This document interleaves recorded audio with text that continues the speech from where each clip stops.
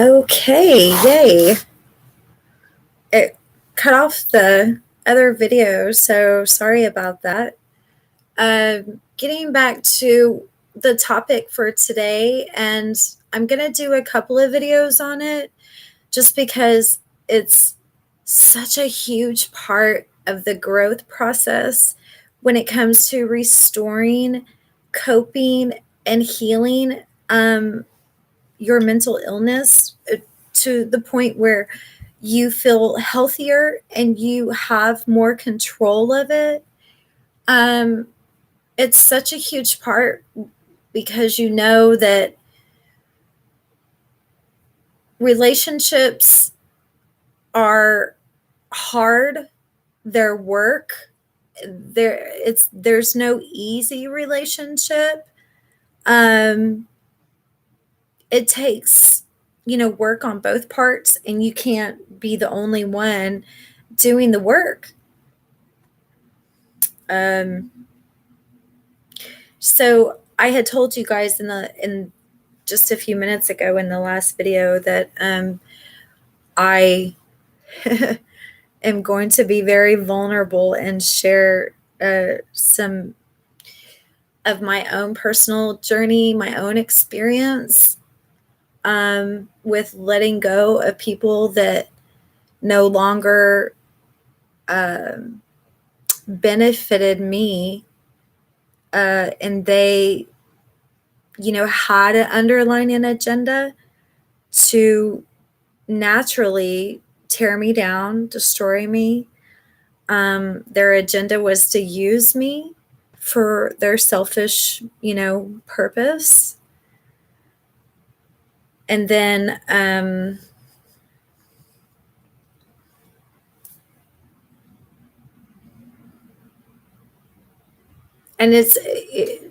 I pause because I think about the few people that I've had to walk away from, and it wasn't easy. It was extremely hard, and it was very challenging, but I know that it was what needed to happen in order for me to grow, to make wiser decisions for my life, to help improve my mental illness, just overall mental health. It was, it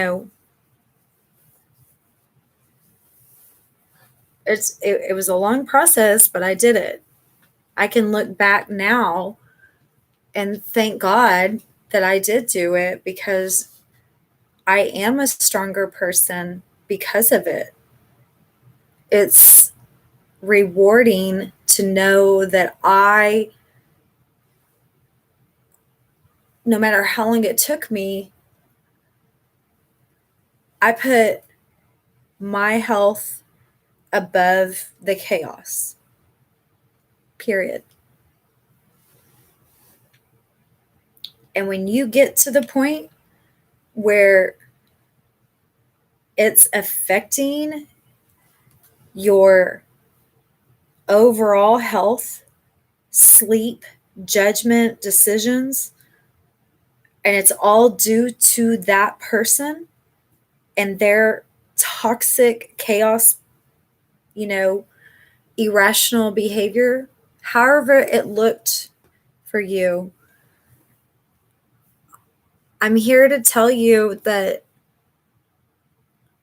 it's so worth it. And it's free. It doesn't cost money to remove those people out of your life.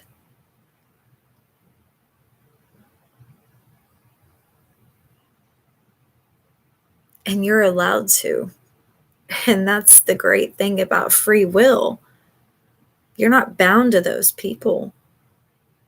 I don't want you to be bound to those people,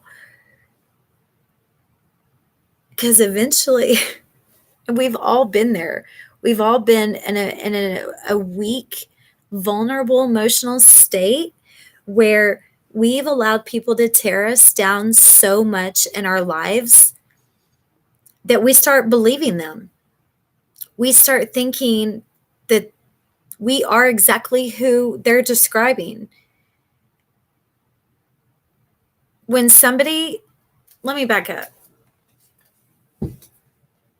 This is mainly for men, need to hear this, okay?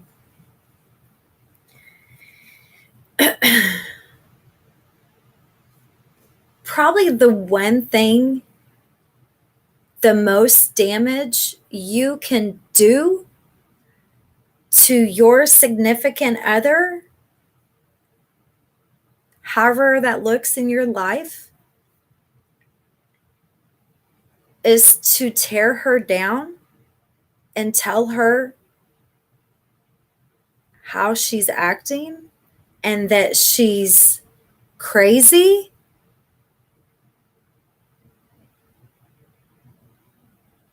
That does more damage than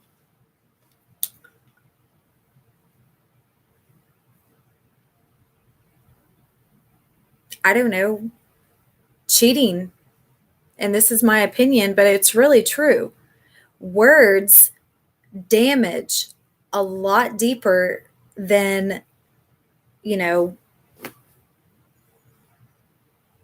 an act of flirting with a girl or, you know, I mean, yes, that's wrong too, don't get me wrong, but words, it cuts a whole lot deeper, especially with somebody that truly loves you and is forgiving you for all the shit that you put them through, and you tear them down with words.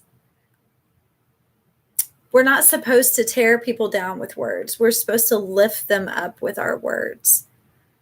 Words of inspiration, words of affirmation, encouragement.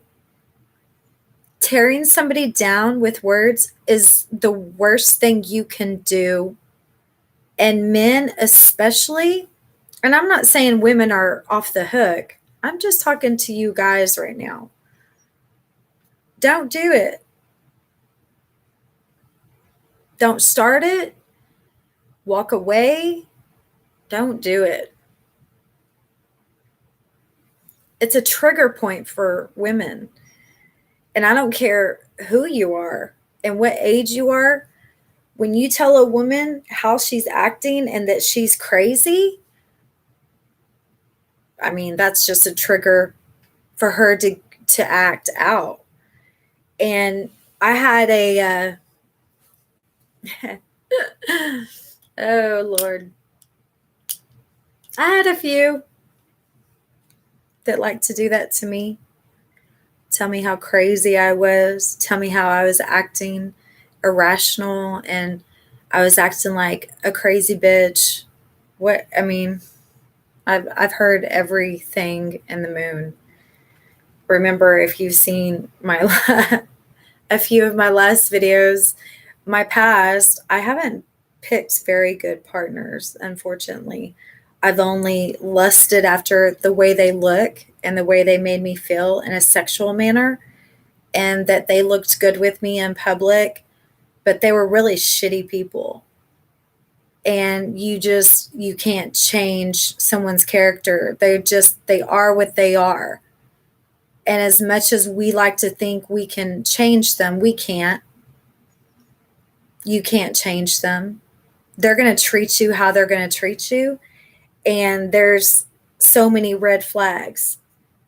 And, you know, I was for many years a very weak, insecure woman who allowed men to use me for their own benefit.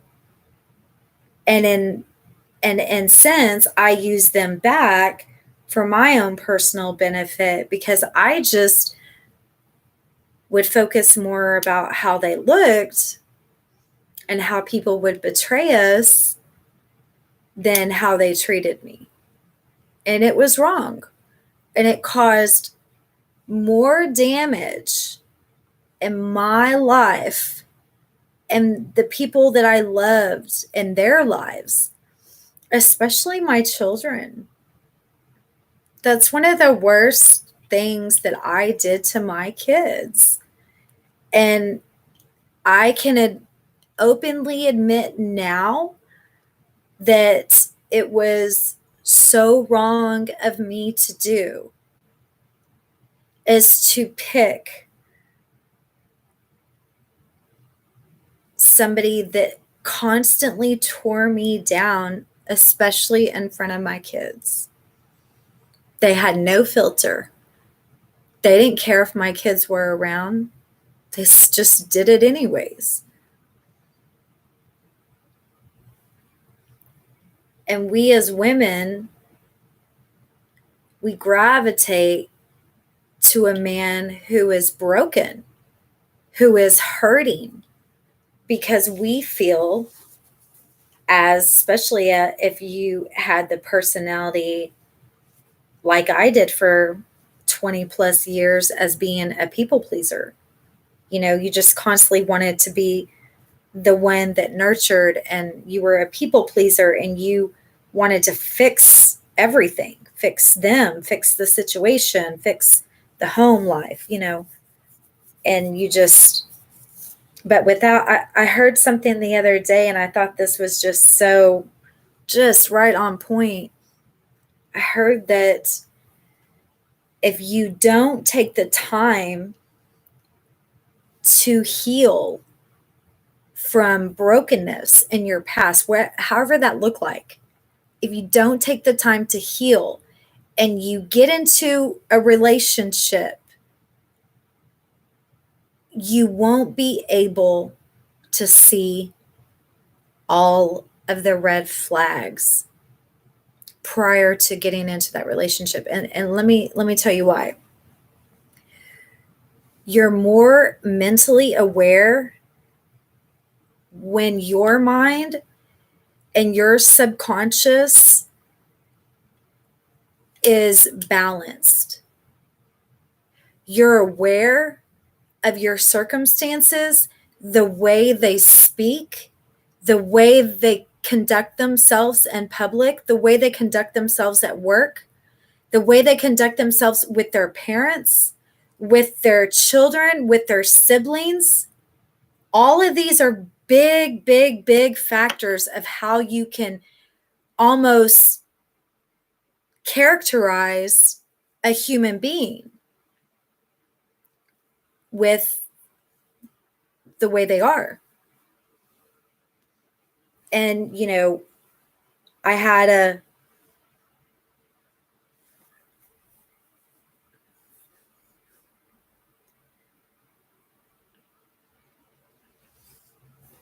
relationship.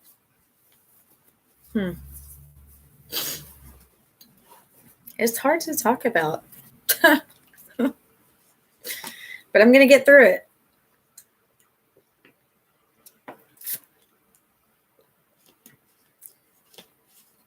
When we first got together, it was all fireworks. I mean, just off the chain fireworks. Nothing that I've ever felt before. It wasn't pretend. It was real. Just the most incredible lust, sexual desire, laughter, overall just a joy to be with. And I could be myself and be silly and goofy and speak my mind and, you know, my feelings and you know, just be myself and not have to think that he wouldn't, you know, like me. Because even in the 6 years we were, I guess, off and on together,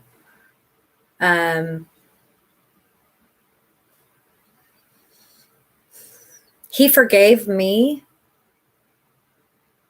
for things that you normally wouldn't forgive a person for. And I forgave him for things that a normal, balanced, healthy, mentally healthy person would never forgive.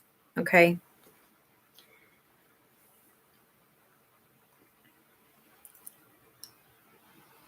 He was the first and the only narcissistic, broken, immature,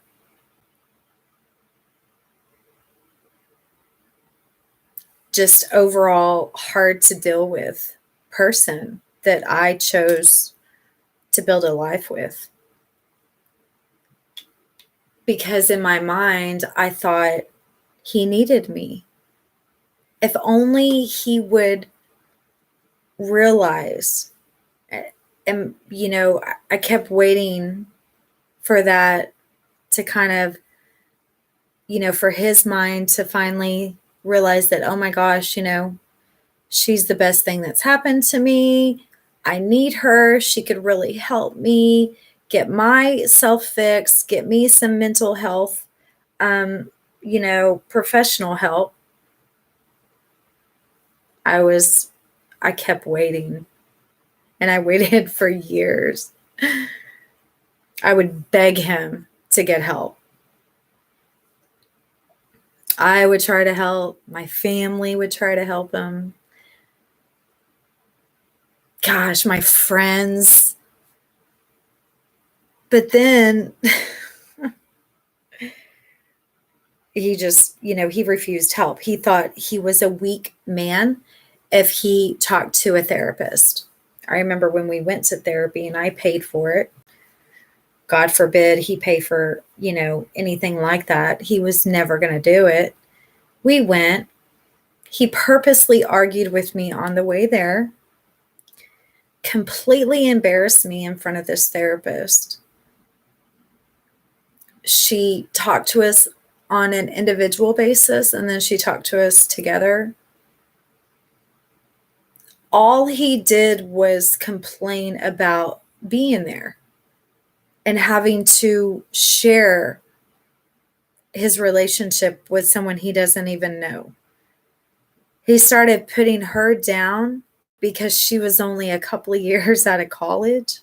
I mean, he made any excuse to get that therapist to completely hate him and to get me to hate him so bad that I would brush it off and chalk it up and say, you know what? Fuck this. You don't want to put in the effort. So whatever, don't do it. And he purposely made me upset to get me to back off. And I did, because that's a manipulation tactic, of course. Absolutely. He completely manipulated me when it came to that.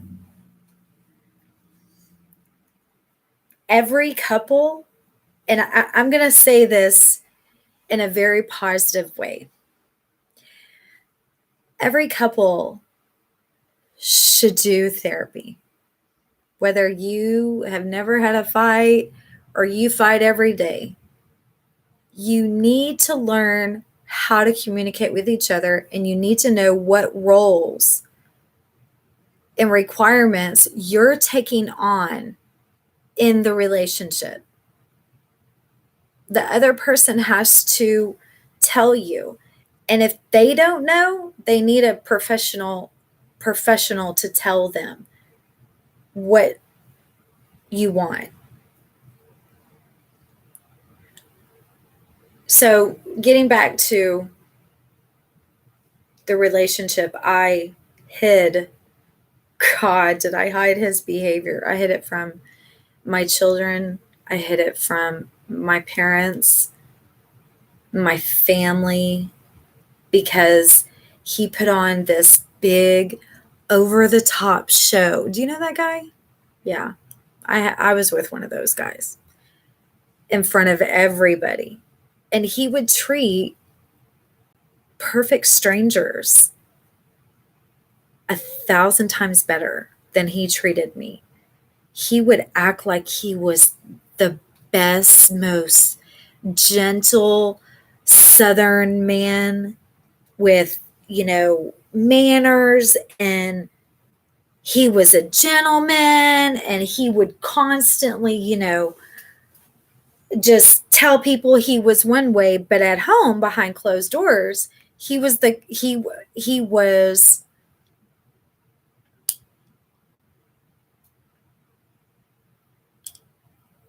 toxic.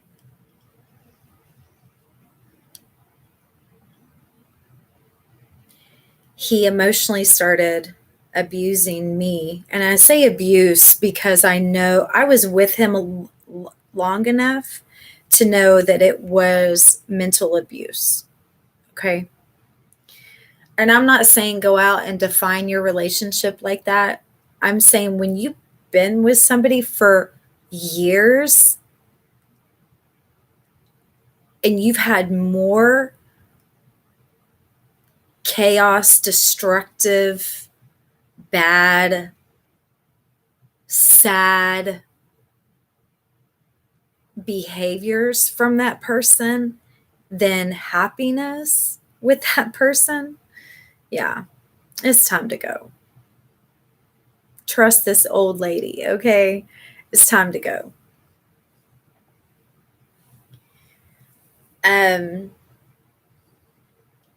So it started with him tearing me down little by little. And then as jealousy came out, what I do for a living has always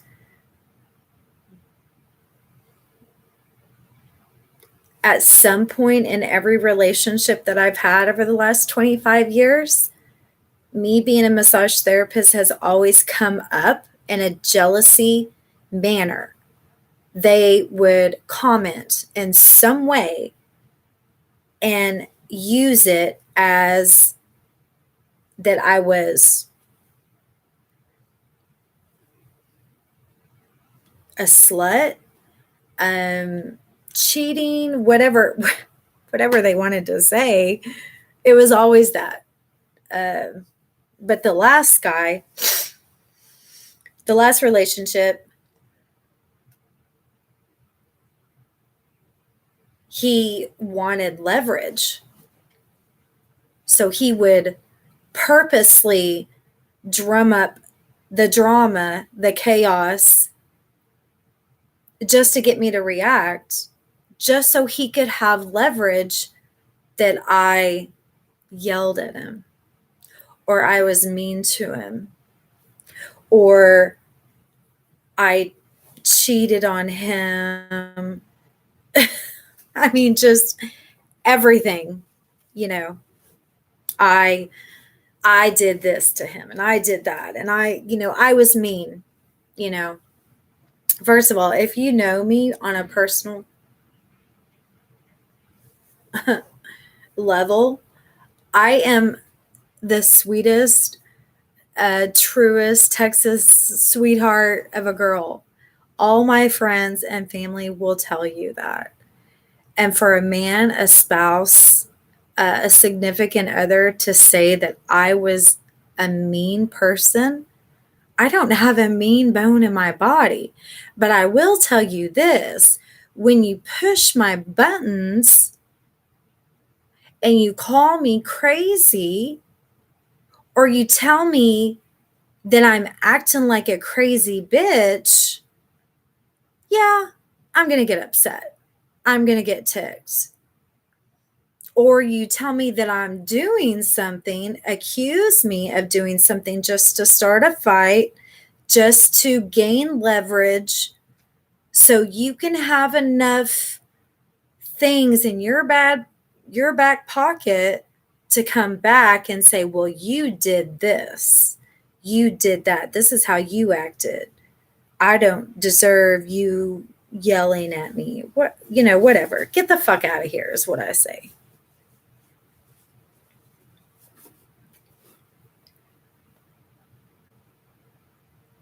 Being away from that talk, walking completely away from that relationship. I'm talking completely. No contact.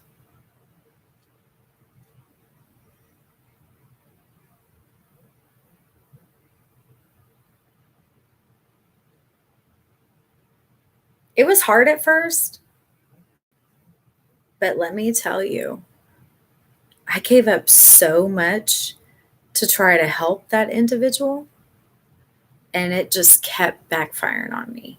It kept hurting me, you guys. And I knew he was never going to change. No matter how great in little bitty moments he may have given me on a chemistry level where we had good sexual chemistry, that's all he was good at. He wasn't good at anything else in the relationship. He sucked at communication. He completely sucked at being who he said he was, this strong, brave protector. He was none of those things. He let me fall hard several times in a lot of different ways, especially financially. And he didn't care. He just, well, that's your problem.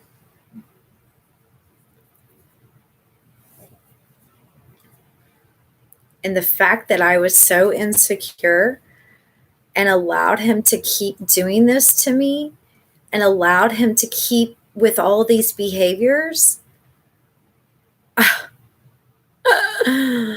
I was so blinded. Oh man, he had me fooled. I say it like this because it's really true. You really don't know somebody until that 2-year mark. Once that 2-year mark hits, that's about all you're going to get.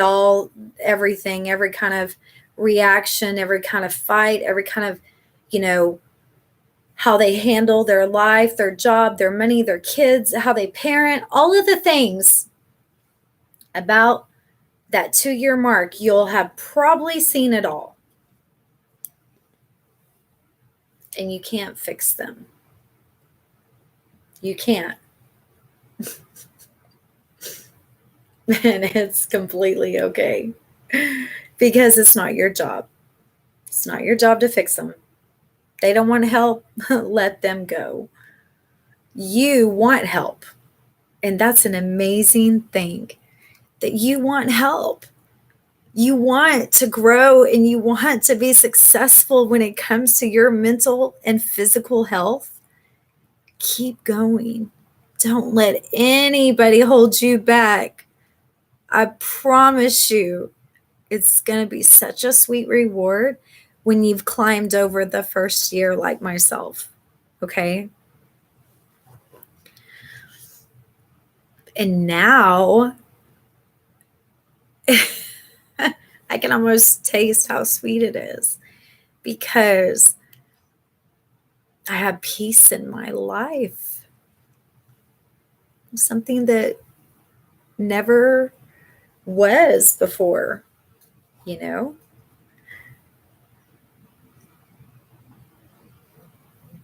now I know that God, sorry, I'm just trying to adjust this real quick. Now I know that God, the universe, my astrology, all the things will completely come together in my life. Now, I don't know when it's going to happen, but I know I'll be more prepared to see those red flags so I don't make the same mistake again. I won't ever go down the same road with somebody like that. Those men need professional help, but you as an individual human being that is not a therapist, not a psychologist, not a psychiatrist, can't help them. You are on a journey for yourself. And remember, this is the time that you let them go. Let them go. And I'm not saying that a couple of years will go by and that person will go get mental, professional health, and they'll change and they'll, find Jesus, whatever it is. I'm not saying that they won't eventually pop back up in your life and try to get you back. But, same patterns don't usually, as they say, their stripes are still there. They don't change. Or their spots are still there, whatever they say. When it comes to the animal kingdom, you can't change their stripes or their spots. They're still the same person. They're still that person that treats you like you're nothing without them. And you're everything without them. You just don't know it yet. You won't know it until you get away from them and see that you've been a victim of domestic abuse, whether it's mentally, physically, emotionally, whatever the level is. None of it is good. None of it. You don't deserve it. And that person needs to just, as my daddy would say, get on out of here. It's the truth. They need to go.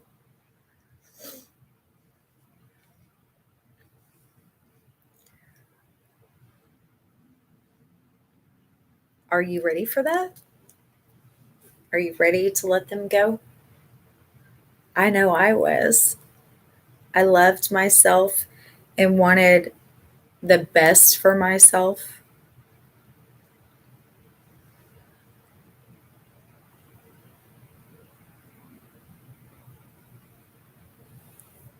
What's funny, I know that I'm sharing a lot of information with you guys, and I'm definitely in a relaxed mode today. But I used to cry thinking about him and thinking about all the things that went wrong, and how if he would have just woke up and treated me better and did the things that, and been a man of his word. He would go and to strangers in the public and display himself as he was a true man. He was a real man. He was tough. He protected his. No, he didn't. He was weak. He was fake as fuck. And he didn't protect anything but his pride.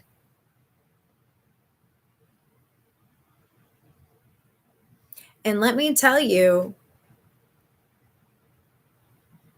he's been coddled his whole life by the females around him. And I'm talking about like his family, mom, grandma, sister, cousins. All the female women around him have coddled him.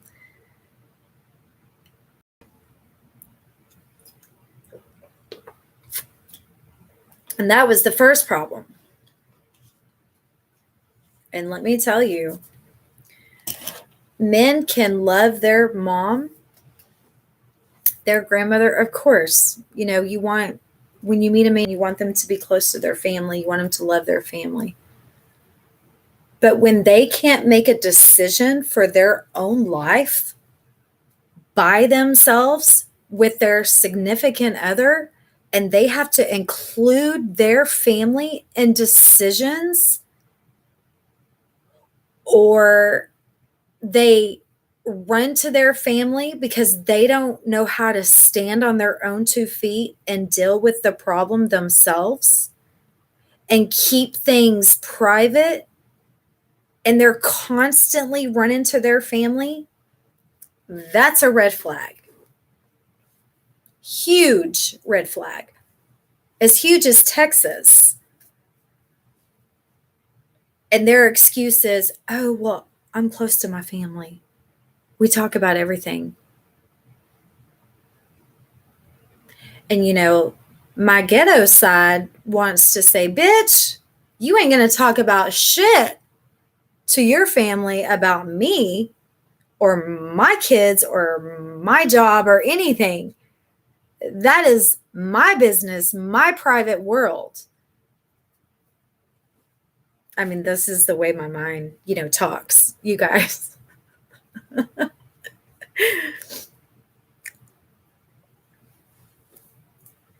Oh no, not today, Satan.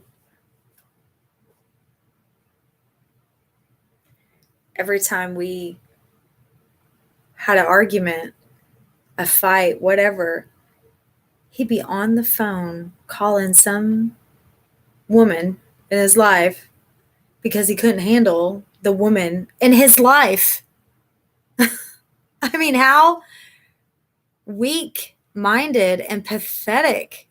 And the only reason why he called his mother or woman in his life, sister, grandmother, whoever it was, his so-called fucking best friend, that's a whole nother story, that was a female.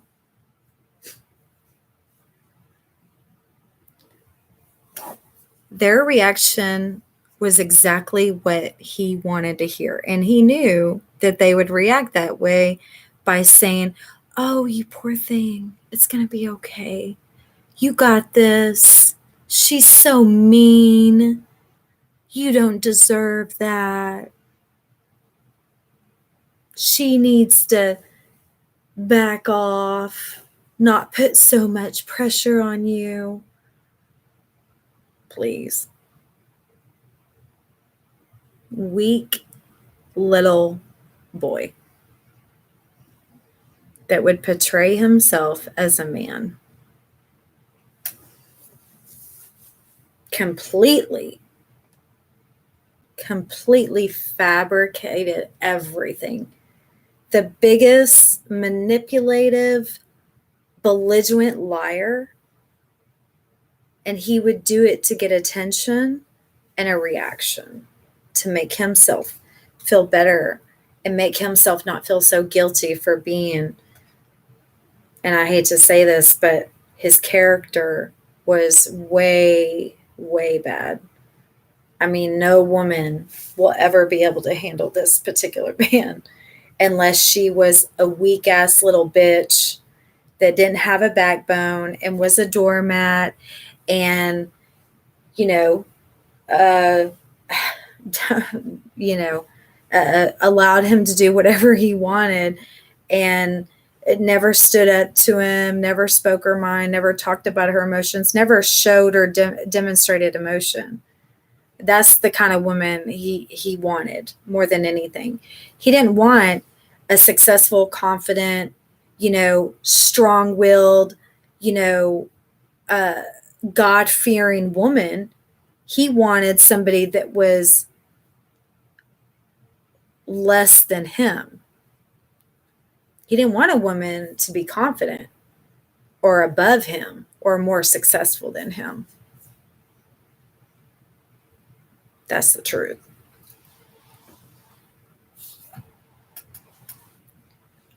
He used to say, and it would boggle my mind, he used to say, I'm never going to be your lap dog. And he's basically saying that he's never going to be the man that just does what you say. Well, nobody asked you to be a lap dog, but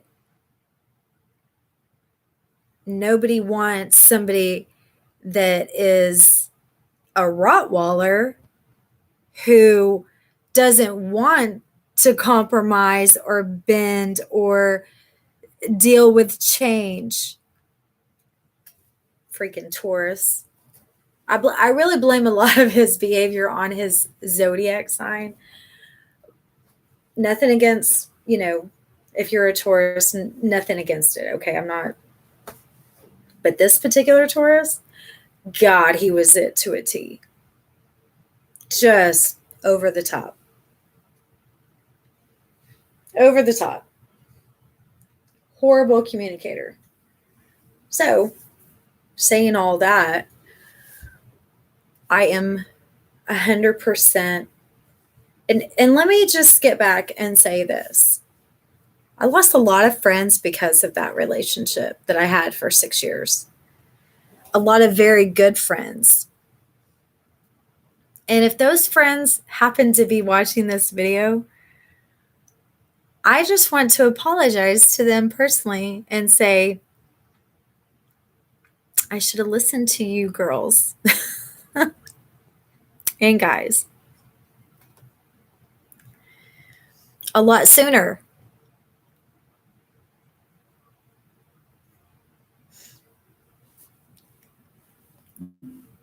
Your friends really know because they're on the outside looking in,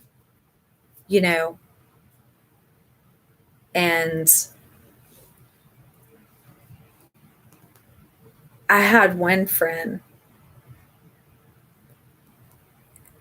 She was a newlywed and her husband was awesome. He was like a big brother to me. And I had broke up with my boyfriend and then we got back together and I showed up at their house with him. That was a huge mistake. Because he pulled me aside, her husband, he pulled me aside and he said, Andie, what the hell are you thinking? He is never going to change.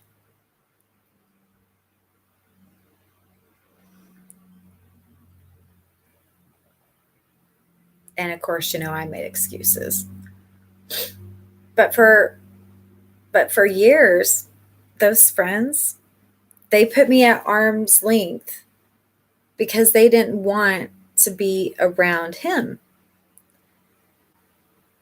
I have a nephew who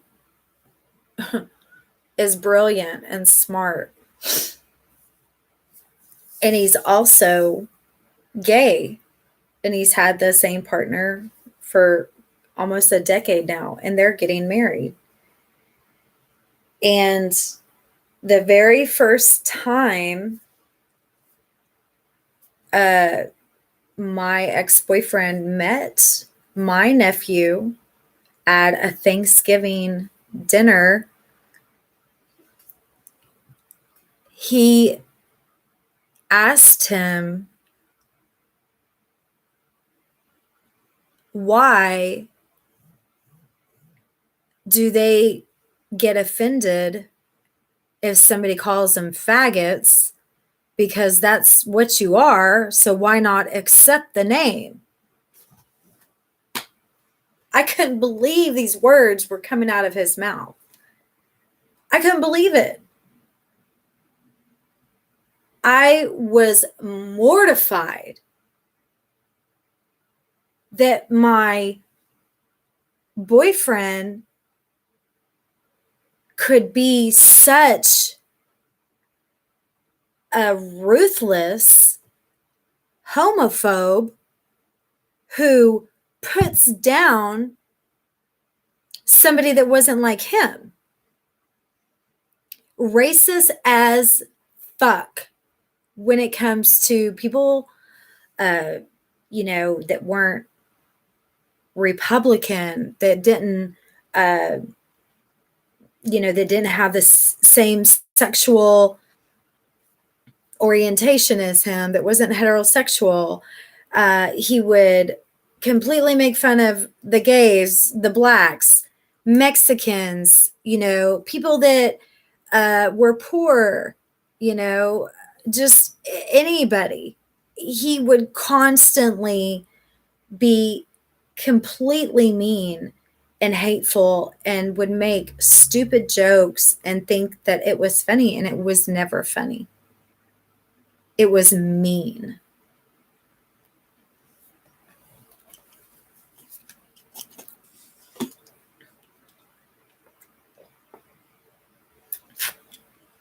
But to their face, he'd be like, "Oh, hey man, what's up? What's up, brother?" Stupid. That's how you can tell that they're really a racist. I have to just kind of give you guys a little bit of, if you want to pick the right people to hang out with.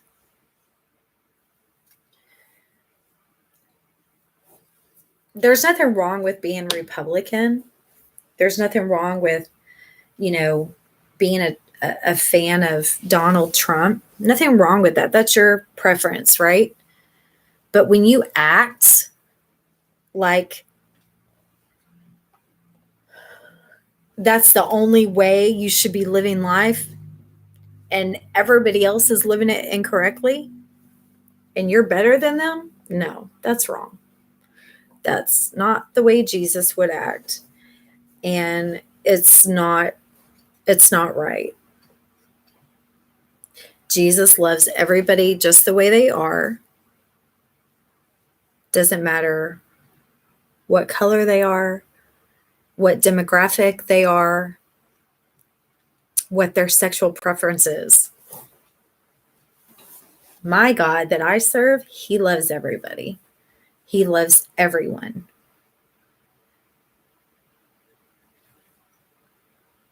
So we should have the same mentality and treat humans with kindness, and don't judge them, and don't walk up to them and act like you are a supporter of their race when you completely just, hey, brother, because they're not your brother, and they can read right through your dumb redneck ass.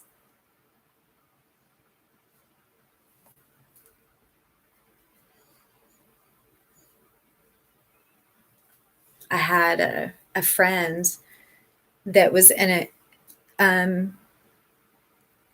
She was white and her husband was black, and they had mixed, beautiful children. And, this is like 5 years ago. We've had interracial couples in our society for 100 years, but it's been more accepted in the last 50 years, right? And to have your boyfriend ask them point blank, isn't it hard for your children to go to school when they have a white mom and a black dad? Huh? Why would you even ask that question? Because you're retarded.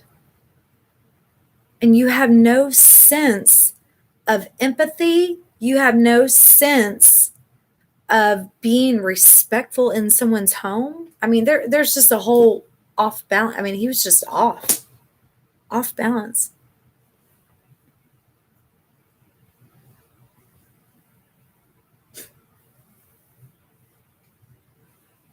Anyways,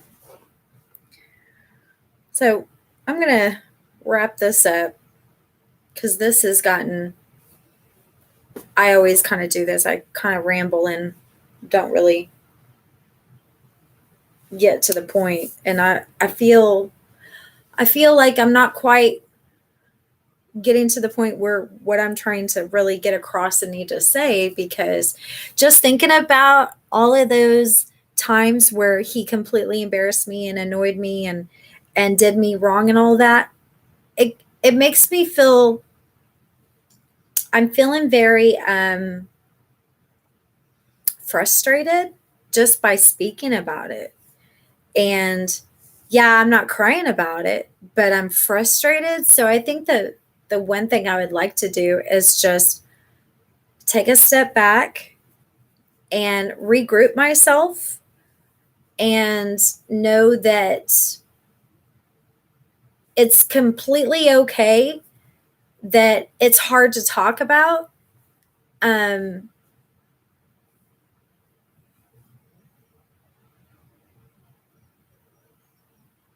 it's just hard.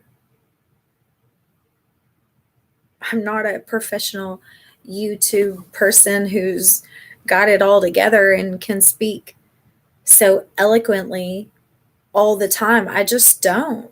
I'm just a real human being who has gone through the ringer with a past relationship that was not good for me, not good for my family, my children. Anybody that ever came in contact with him could see what an arrogant human he was. And he was full of himself, and he does not, to this day, he does not have friends because nobody can stand to be around this individual. But yet, for some crazy reason, and of course, I'm just now seeing this, being away from him for a very, very long time is how I ever thought that he would change for me. What a joke.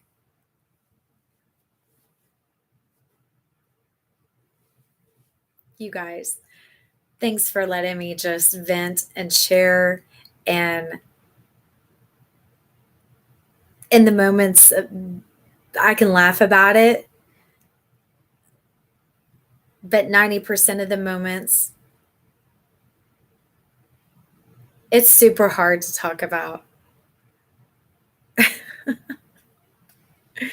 Oh, another tip I want to give you guys before you, if you're going on a journey just like me and you're taking the steps and you're really wanting better mental health, okay? The one thing you don't want to do as you make new friends and healthier relationships in your future,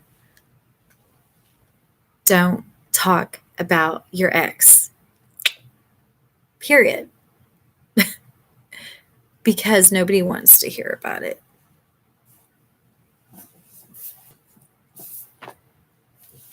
That's why you have a therapist.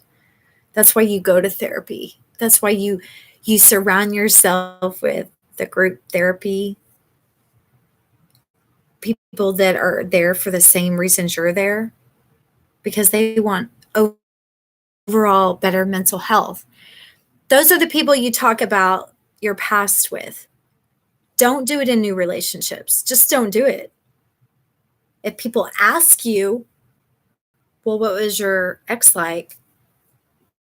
Just use a one word phrase and let it go, because it's even worth talking about to new relationships, new friendships. Just don't do it. Stay far away from that subject. People would rather hear about your healing process and how you've worked really hard on yourself and how you have a very wonderful way of thinking now about life and the joy and the peace that you have and the harmony that you have in your home. They would much rather hear about that than your effing ex. I promise you.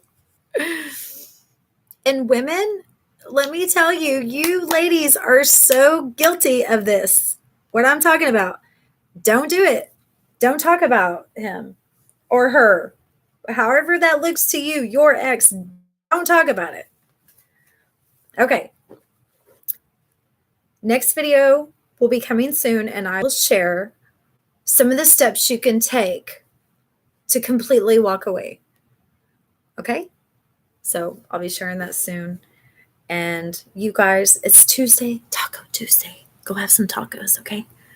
Enjoy this beautiful weather. If you're here in Texas, we are enjoying this 77 degrees, beautiful sunny day. If you're anywhere else in the country, enjoy your day, okay? Sunshine Andy telling you you're beautiful, you're kind, you're wonderful. I promise you, your life is worth living. This life is worth it. You're there. I just want you to stay there, okay? I'm right here. I got you, girl. I got you, guy, okay? I'm here to listen and give my little Southern girl opinion.